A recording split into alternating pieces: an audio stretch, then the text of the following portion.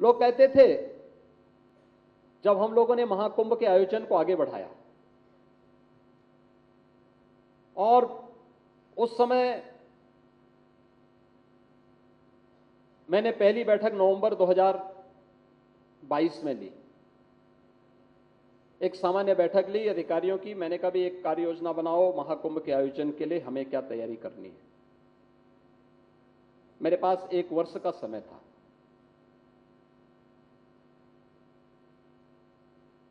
कि हम इस दौरान इस तैयारी को आगे बढ़ाएंगे, क्योंकि कोई भी कार्य सरकारी, उसमें कोई भी कार्य होता है तो उसकी एक विस्तृत रूपरेखा पहले प्रारंभिक अध्ययन होता है, फिर उसके बाद उसके विस्तृत रिपोर्ट तैयार होती है, फिर उसको क्रियान्वित करने की तैयारी होती है। तो लगभग 1 वर्ष का समय इन सभी चीजों में, इसी प्रारंभिक उसमें खर्च हो जाता है और फिर उसको जमीनी धरातल पर उतारने के लिए प्रभावी ढंग से कार्य करना। अच्छी टीम का चयन नहीं किया तो आप बिखर जाएंगे। आपकी स्थिति वैसी हो जाएगी जैसे दिल्ली में कॉमनवेल्थ गेम्स की हुई थी। कॉमनवेल्थ गेम्स संपन्न हो गया, तब तक स्टेडियम के निर्माण के कार्य चल रहे हैं, सड़कों के काम चल रहे हैं, और भी आधे अधूरे।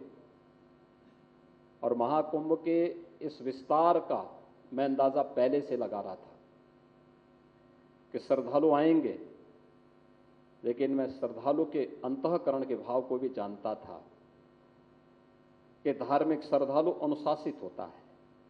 अगर आप उसको छेड़ेंगे नहीं तो केवल अपने गंतव्य में जाकर के उसी शालीनता के साथ, उसी अनुशासित भाव के साथ वह वापस अपने गंतव्य की ओर प्रस्थान करेगा। और इसलिए उनके लिए उस प्रकार की सुविधाओं को तैयार करना, इन सभी पे हमने कार्य करना प्रारंभ किया। जब हमने कार्य प्रारंभ किया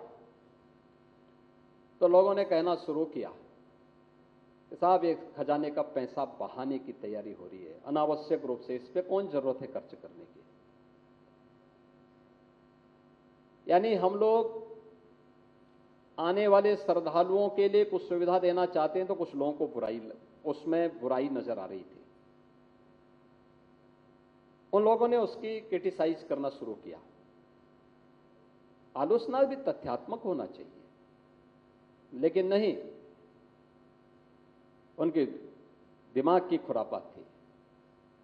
उन्होंने खुरापात करना शुरू किया। हमने उसकी परवाह किए बगैर अपने कार्य को आगे बढ़ाया। मैं मानता था कि हमारी सरकार को 7,000 करोड़ खर्च करने होंगे। सिटी का एक डेवलपमेंट प्लान तैयार करके उसको एक समय सीमा के अंदर हमें ठीक करना होगा और फिर एक अस्थायी सिटी के निर्माण के लिए जो भी कार्य होने हैं समयबद्ध तरीके से इसे आगे बढ़ाना होगा। महाकुंभ के नाते प्रयागराज के अंदर उसकी पूरी कायाकल्प होनी है। रेलवे स्टेशन को ठीक करने होंगे, बस स्टेशन को ठीक करना होगा, एयरपोर्ट को ठीक करना होगा। प्रयागराज आने वाली जितने भी मार्ग हैं, अयोध्या से, गोरखपुर से, काशी से, लखनऊ से, चित्रकूट से, रीवा से, इन सभी मार्गों को चौड़ीकरण करना होगा। जगह जगह पार्किंग के स्पेस देने होंगे, सब कुछ करना होगा, जन सुविधाओं को बढ़ाना होगा और इन सभी कार्यों को एक समय सीमा के अंदर पूरा करना है। 7,000 करोड़ का मैंने एक बजट स्वीकार किया, उसके लिए स्वीकृति दे दी। कार्य प्रारंभ भी हुआ। लोगों ने क्रिटिसाइज करना शुरू किया। टीम को मैंने पहले दिन कहा, मैंने कहा रिपोर्ट केवल मुझे करोगे और रिपोर्ट करते हुए तय करना कि एक समय सीमा के अंदर हर हाल में कार्य होने हैं। मैं जानता था ये जो 7,000 करोड़ हम खर्च कर रहे हैं, ये उत्तर प्रदेश की जनता का खून पसीने का पैसा है, लेकिन इसके बदले में हम उत्तर प्रदेश को 3 लाख करोड़ रुपए रिटर्न करके वापस देंगे और दुनिया को ये बताएंगे कि आस्था आर्थिकी का कारण बन सकती है। हमने उसकी ताकत को समझा नहीं है। अगर हमने उसकी ताकत को समझा होता, दुनिया ने अगर पूर्व सरकारों ने इसकी ताकत को समझा होता तो उत्तर प्रदेश को 2017 के पहले जिस बदहाल स्थिति में इन लोगों ने पहुंचाया था, उत्तर प्रदेश पहचान के उस संकट के दौर से कभी नहीं गुजरा होता।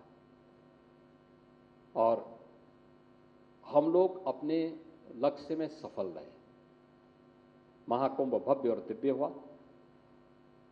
प्रधानमंत्री मोदी जी ने जो विजन दिया था महाकुंभ के लिए वह पूरा हुआ और दुनिया भारत की इस आध्यात्मिक और सांस्कृतिक आयोजन को देख करके अभिभूत थी, अचंभित थी। पूरी दुनिया की आंखें खुली रह गई। एक अस्थायी सिटी में एक स्थल पर 45 दिनों के अंदर 66 करोड़ से अधिक श्रद्धालु,